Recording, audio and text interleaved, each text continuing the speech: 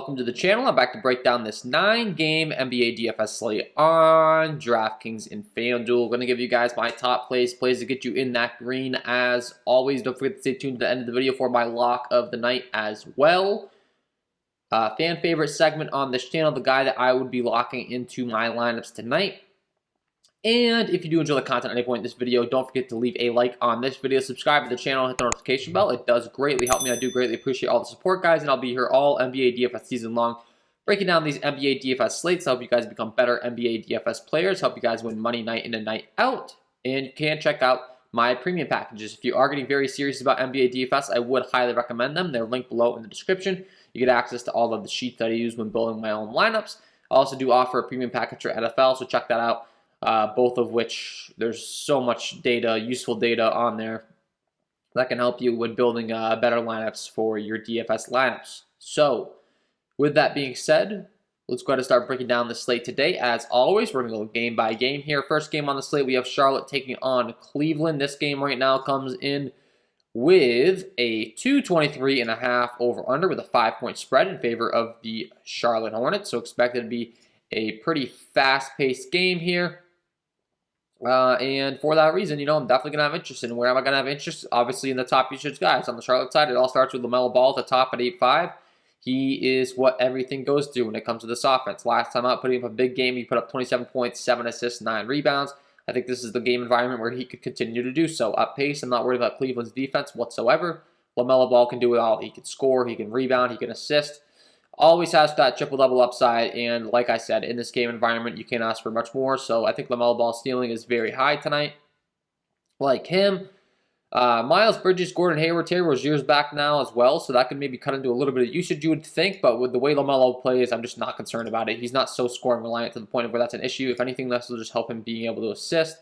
Miles Bridges has been very consistent so far to start the season, putting up 46, 53, 45, 41, 38, and 43 DraftKings points. He's been very, very good.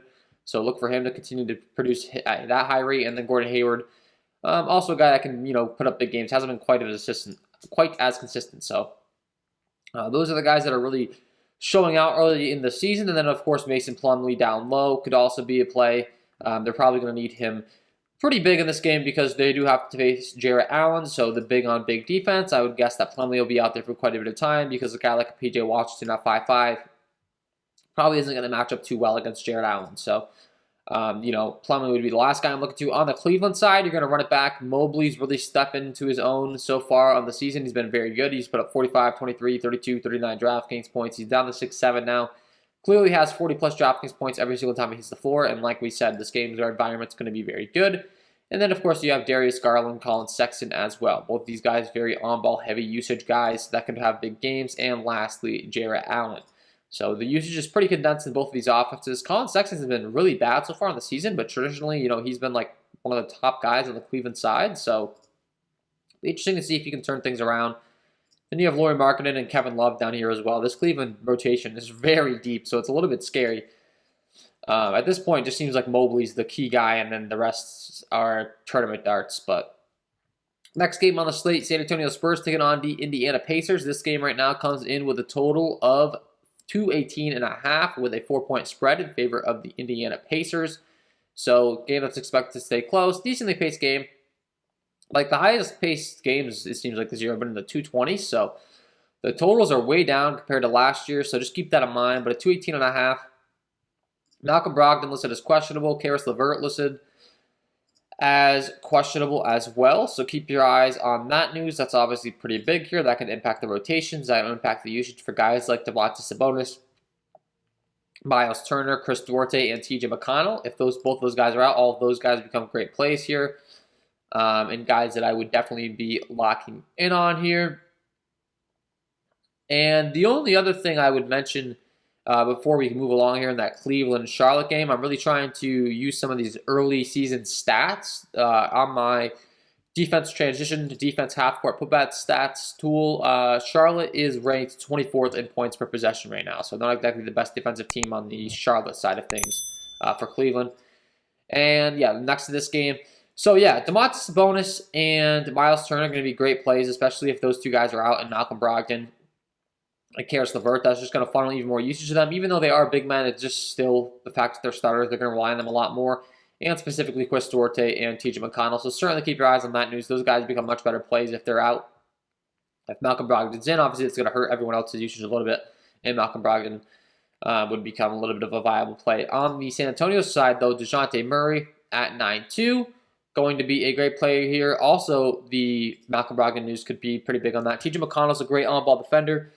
Malcolm Brogdon, not exactly a slouch either, but TJ McConnell mostly known for his defense, and if DeJounte Murray has to take him on, obviously that'd be a little less than ideal. Derek White as the off guard, he will get a much better matchup. At only 6'4", his upside certainly can surpass that price tag pretty easily here. Don't have an issue with him. And then you have Keldon Johnson down here at 5'7" as well. Finally having a big game last time after the first time in a while. The last time's kind of doubting.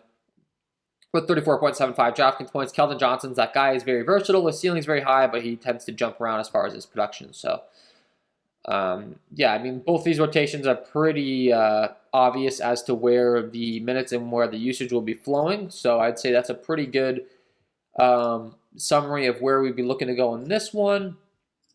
As far as anyone else that's standing out to me in my projections so far in this one, let's see. That's really just about it. I mean, TJ McConnell's really popping. If he's going to get the start, he's a clear play for me tonight, as mentioned. And then that's about the gist of it. So, Domantas Sabonis over on FanDuel looks like a pretty really good play as well. Portland taking on Philadelphia. Next game on the slate. This game right now comes in with a 220.5 over-under with a 6-point spread in favor of the Philadelphia 76ers. Another one of the fastest-paced games on the slate. Second highest or third highest paced game. So we'll have interest in this one for sure. And the usage is very simple as to where it's going. On the Philadelphia side, it's going to be Joel Embiid, Tobias Harris at the most top. With Joel Embiid leading the way. Hasn't really had a big game yet for quite some time, though. And it's beginning to be a little bit concerning. He's been dealing with injuries and his knees acting up on him early in the season. So you wonder how much that's really affecting him. If it is affecting him in a pretty big way, obviously, his production is going to be impacted. And so far in the season, he hasn't been doing that great as far as Joel Embiid standards, and I don't think it's going to get too easier for him here in this matchup, taking on the defensive Jusuf Nurkic down low. And this Portland Trailblazers team overall in the early going has been very good defensively, so not getting too excited to be targeting them when they're dealing with the 10th best as far as points per possession rank. So, could be better matchups for Mr. Embiid.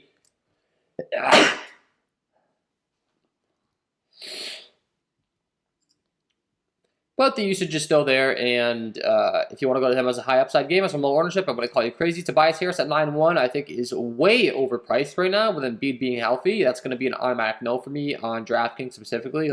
No thanks. Especially when I go down to the cheaper guys. Tyrese Maxey, Seth Curry, both these guys are going to be cutting into his usage, and they're both priced in the mid-5K range, so it's not even a question to me. I'd much rather go to them or up to Embiid, and Embiid with his status being kind of in question right now, I'm not getting too excited to play him either. So Tyrese Maxey and Seth Curry would be my favorite plays from the Philadelphia side. And then on the Portland side, it's going to be Damian Lillard, TJ McCollum, Jusuf Nurkic. They're the pretty obvious candidates here. As far as the high upside, Damian Lillard, always a guy that's a slow starter. He hasn't really been able to get it going early on either, so I would say that my main interest would be in CJ McCollum, to be honest with you. He's priced at a much friendlier price tag here. And like I said, the fact is Dame just really typically doesn't get it going all that early. I will say that on FanDuel specifically, Damian Lillard at 8-3 is way too cheap. He's grading out as a great play for me over there. On DraftKings, the price tag's a little bit different, though, and I'm not getting nearly as excited as I am over there on FanDuel. And then Larry Nance Jr. on DraftKings at only 3.5, I think, is an intriguing play that's standing out to me quite a bit here. Depending upon the minutes that he's getting, but he seems to be getting consistently around 18 minutes. I mean, that's somewhat of a limited upside, unfortunately. If we could see his minutes climb up a little bit, I'd have a lot more interest in him. And based upon my projections right now, I have a feeling he's probably not going to grade out quite as good later on in the day because I have him kind of pumped up for some minutes right now. In my initial run, so not as much interest in him. But CJ McCollum, I talked about, Jusuf Nurkic, those two guys I think are priced very reasonably here at 8K and 7.7 for their upside. Both guys have 50 fantasy point upside, and Could be nice pivots off Dame, specifically on DraftKings. I talked about over there on FanDuel. Damian Lillard's price much friendlier. Chicago taking on Boston. This game right now comes in with a total of a 217.5 over-under with a 2-point spread in favor of the Boston Celtics.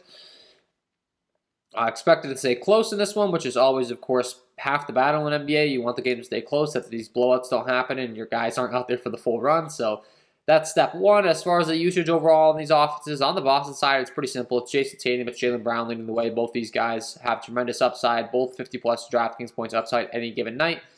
And as far as my preferences, I always talk about it. I mean, Jaylen Brown priced at a pretty good discount here, so he'd be a nice low pricing discount. But Jason Tatum also could get there at his price tag. You know, it's not exactly impossible. I do prefer Jaylen Brown at his price tag, though. I mean, it's that simple. You get a $1,000 discount, and I think that the upside for both of these guys is pretty similar. And then when you're factoring in their matchup against Chicago, I will say, so far, Chicago's the 4th best team as far as points per possession rank, so that's a little bit less than ideal. On the Boston side, they've also been pretty respectable on defense. They're 19th overall, though. It's nothing too crazy as far as their defensive stuff. So, yeah, Jason Tatum, Jaylen Brown, obviously 1A, 1B if you're really looking to target this game. And then Robert Williams at 6'1", I think continues to be too cheap. He's finally seeing minutes. He's an absolute fantasy point per beast. Like, this guy's been a point per minute beast for quite some time. It's just about a matter of the minutes, and now he's playing like 30 minutes a game at 6'1". That's way too cheap for Robert Williams. He's putting up 1.03 DK points per minute. At 6'1", he should be able to absolutely crush that price tag. So he's definitely a guy that I'm interested in. Then we're looking at Al Horford at 6'5". He got some big minutes last time out with 41. He's seen 30, 26. He's put up around 40 DraftKings points every single time out, and he continues to be priced at 6'5". So these bigs on the Boston side, I do think are pretty intriguing plays. I think they could both get there for you. They're a little bit negatively correlated, obviously, because if one guy's grabbing rebounds, getting blocks, steals, the other guy isn't. But at their respective price tags, I think you play both of them, honestly, because they're just too cheap. Then you have Marcus Smart and Dennis Schroeder as well, who could certainly surpass their price tag and their ceiling at 5'6" and 5'7". I mean, both these guys fully capable of going out there and putting up 40 DraftKings points. So, yeah, some guys are pretty friendly price on the Boston side. And then on the Chicago side, not quite as much, but I will say DeMar DeRozan continues to be an absolute beast in the Chicago offense, and he's only 8'6", but we were playing him in the mid-7K range, so I'm having a little less interest in him, to be honest, especially Zach LaVine, Nikola Vucevic are getting priced up. The usage just spread so thin in this offense, and all these guys are getting priced up, so on the Bulls side, I'm not nearly as intrigued over here on DraftKings. I mean, Lonzo Ball would continue to be my favorite play. He hasn't really had that big game yet, but based on his price tag, I just think he could have the biggest game as far as this one's concerned. So, yeah, I mean, he'd be my favorite one. Zach LaVine grading out is a pretty good play for me on DraftKings, though, I will say. So, at 9K, Zach LaVine may be your top option, but like I said, I think this usage is getting a little spread thin. On FanDuel specifically, DeMar DeRozan is 200 price. I think Zach LaVine is 200 price on FanDuel as well, and Nikola Vucevic, so that's interesting on FanDuel specifically. The pricing is much different on these guys. So I guess on DraftKings, we're looking to the Boston side. On FanDuel, the Bulls look a lot better. Washington taking on Atlanta. This game right now comes in with a 222 over-under with a 5.5 point spread in favor of the Atlanta Hawks.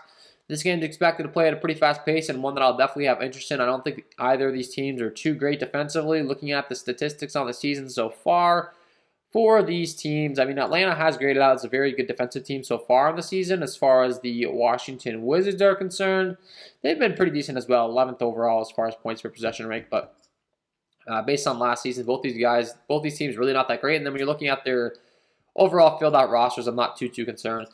Bradley Beal at 10K continues to see his usage somewhat cut into on the Washington side with guys like Kyle Kuzma, Spencer Dinwiddie joining the squad. We did see Spencer Dinwiddie take a rest day recently, so I think that that's a big reason why Bradley Beal was able to get it going. But in the last game, all those guys were healthy, and he was still able to go up there and put up 59 DraftKings points. So Bradley Beal obviously still the real deal. It's just a matter of whether these guys and Kyle Kuzma and Dinwiddie are cutting into his usage enough to be affecting him.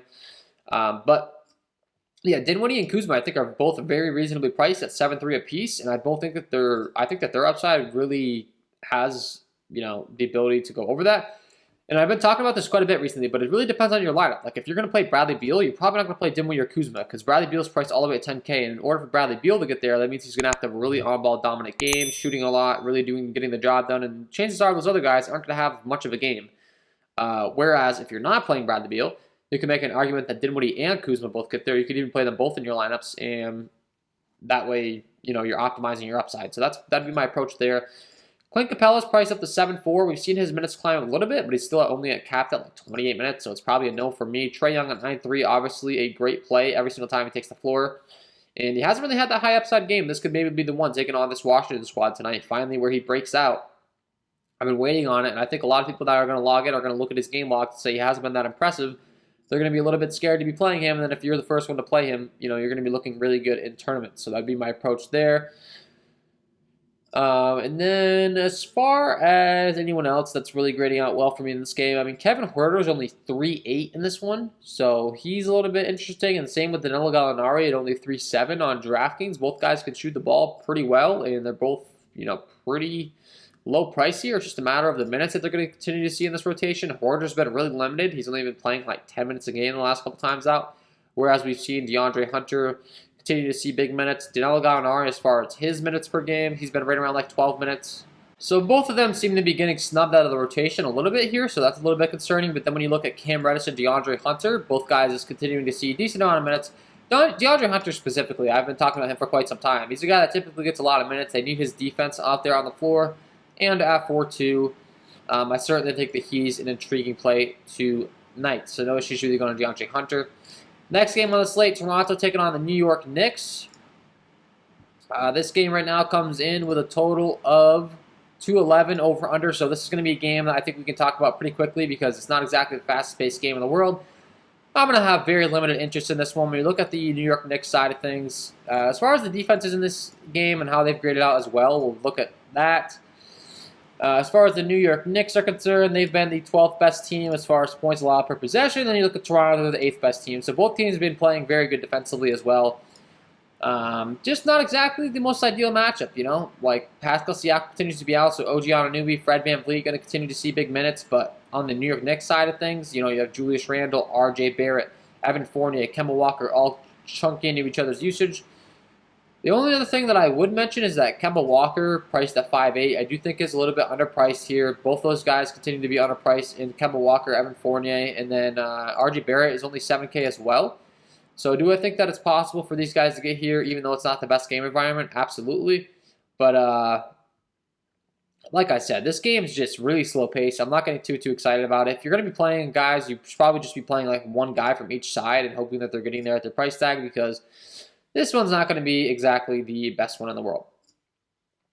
Denver taking on Memphis. Next game on the slate. This game right now comes in with a 216 over-under with a 1.5 point spread in favor of the Memphis Grizzlies. Once again, not the highest total game in the world, but a game where I do think the usage is pretty clear-cut, which is always going to help our case. Jamal Murray continues to be out. Dylan Brooks continues to be out. That's going to give more usage to DeAnthony Melton, Jaren Jackson Jr., Desmond Bane. All three of these guys, of which on the Memphis side continue to be very reasonably priced.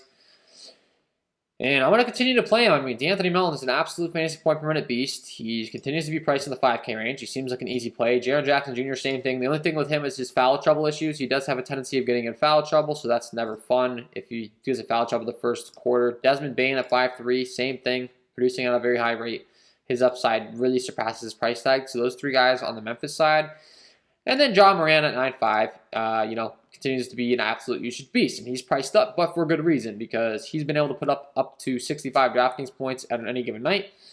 And that is not going to hurt our feelings. Denver, the 5th best team as far as points per possession, unfortunately. On the Memphis side, they've been very bad defensively. 27th best team in points per possession. So on the Denver side, of course, we're going to be pretty excited to target this Memphis squad. The Memphis squad is not quite as easy to target this Denver defense, so maybe having more interest in the lower price guys rather than a John Morant, go down to like DeAnthony Melton, Jaren Jackson Jr., Desmond Bane. As we mentioned, those three guys still getting a bunch of minutes, and then Steven Adams, I'm sure, will be out there trying to lock down Nikola Jokic. But those three guys specifically, I think, are the most interesting. And then on the Denver side, it's definitely going to be Nikola Jokic at 11K.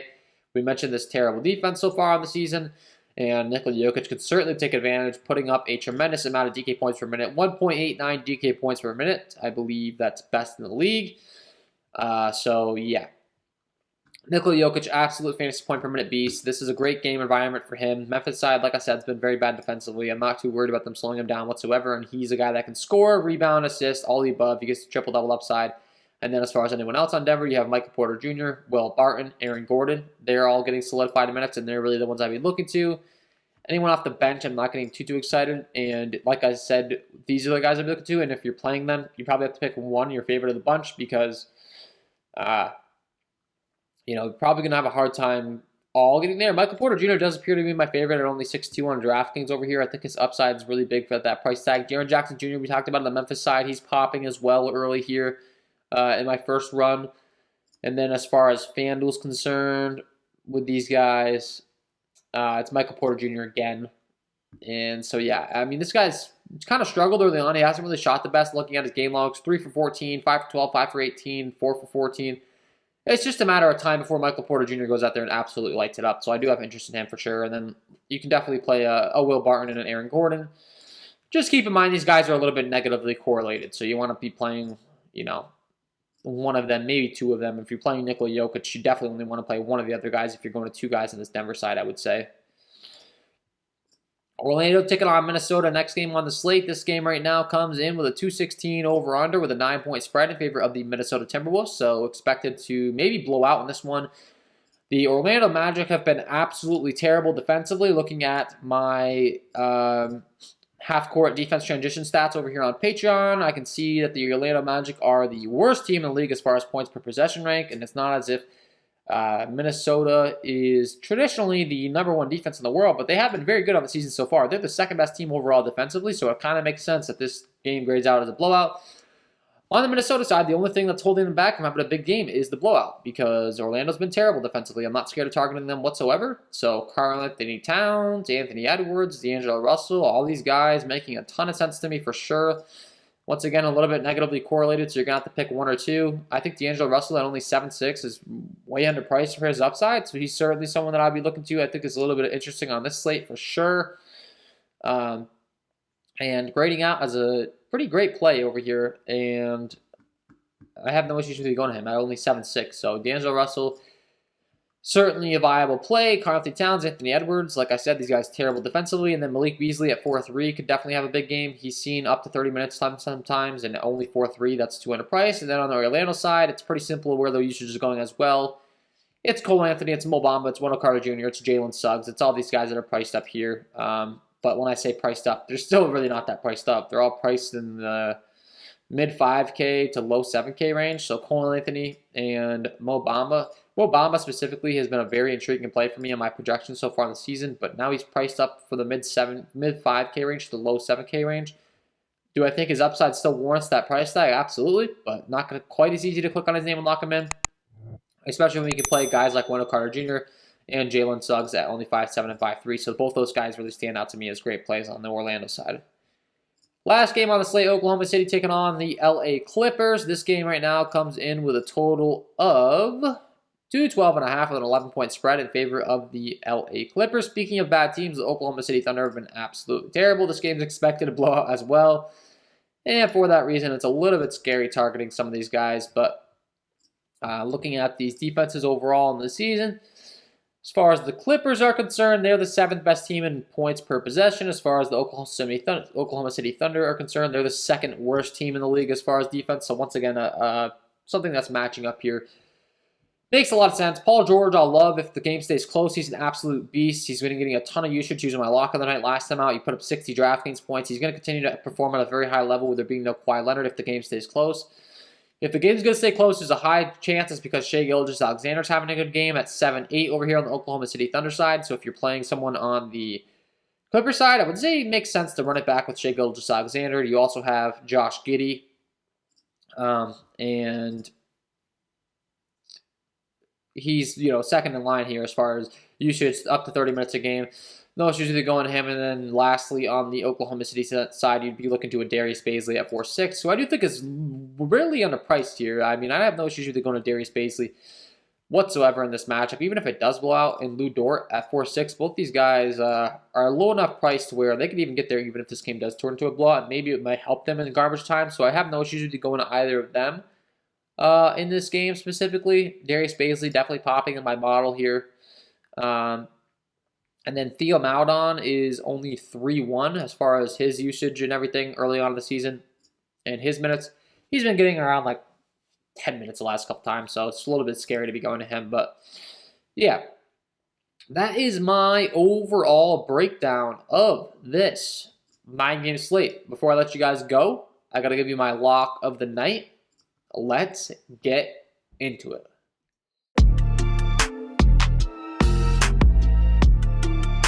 And my lock of the night tonight is going to be Collin Sexton. Taking on this Charlotte squad, we had mentioned how they've been struggling on the defensive side of things. This game's expected to be paced at a pretty high pace, and Collin Sexton been slow to get things started, so he's very underpriced across the industry. I think it's only a matter of time before he pops off for a big game. A guy that's traditionally a very high fantasy point producer, and even on the season, he hasn't been too bad, putting up 0.86 FanDuel points per minute. As far as DraftKings, you're looking at 0.89 DraftKings points per minute. And like I said, I think it's just a matter of time before this guy pops off, and this is the game environment to do so. Fast, up-tempo game. On-ball usage is always high for Collin Sexton. Love this spot for him. Only a 5-point spread with that 223.5 over-under. A game is expected to stay close, so I think he should have plenty of opportunity to have a big game. Get him in your lineups because he is my lock of the night. So there you have it, guys. Collin Sexton, get him in your lineups. And that is all from me in this one. If you did enjoy the content, if you could please take a moment to leave a like on this video, subscribe to the channel, hit the notification bell. That would be greatly appreciated. Wish you guys all the best of luck tonight, and we will see you in the next one.